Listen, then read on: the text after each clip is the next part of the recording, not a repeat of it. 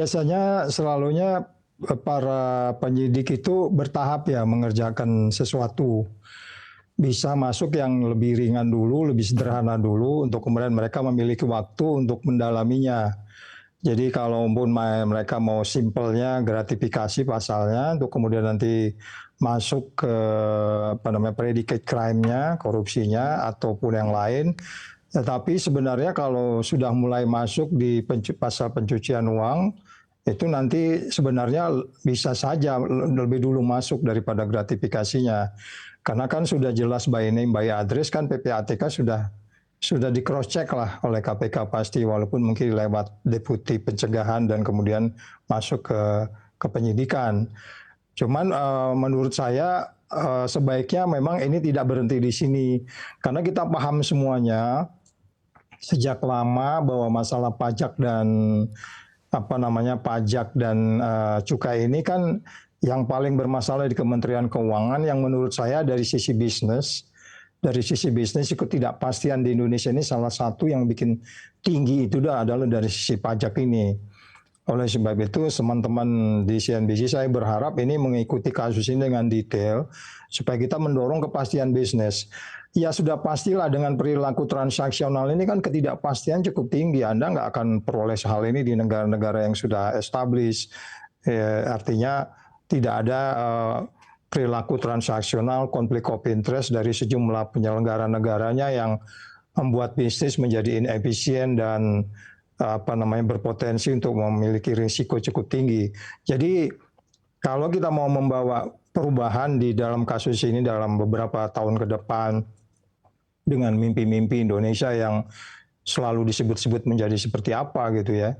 Saya pikir case yang 349 kemarin itu menjadi suatu entry point untuk kemudian kita memulainya kembali lagi, walaupun ini ada dua case yang menjadi entry point-nya. Kira-kira gitu Mbak Bunga.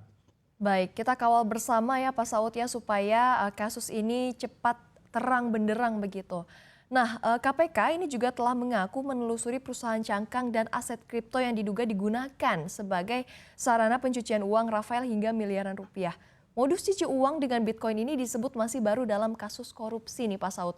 Lalu apakah menurut Anda ini bisa jadi hambatan untuk penegakan hukum di KPK karena ini masih baru begitu Pak? Oh, saya pikir tidak ya. Jadi pada prinsipnya semua teknologi atau semua sarana di mana mereka bisa placement uang, terus kemudian mengubahnya lagi, terus kemudian membersihkannya lagi dengan banyak cara itu sudah menjadi bagian yang menjadi tanggung jawab semua penegak hukum, tidak di KPK, kepolisian juga, ahli-ahli forensik, digital forensik yang paham betul tentang itu. Selama itu nanti bisa diperoleh jejak digitalnya, tidak akan menjadi sulit gitu. Dan itu sudah menjadi bahan diskusi sebenarnya di beberapa periode yang lalu mengenai BBE ini, barang bukti elektronik yang sifatnya digital. Cuman menjadi masalah ada ketika kemudian kita tidak mau mengembangkan ini lebih detail lagi, atau kita hanya mau di hal-hal yang simpel-simpel saja, dalam hal ini transaksi yang konvensional.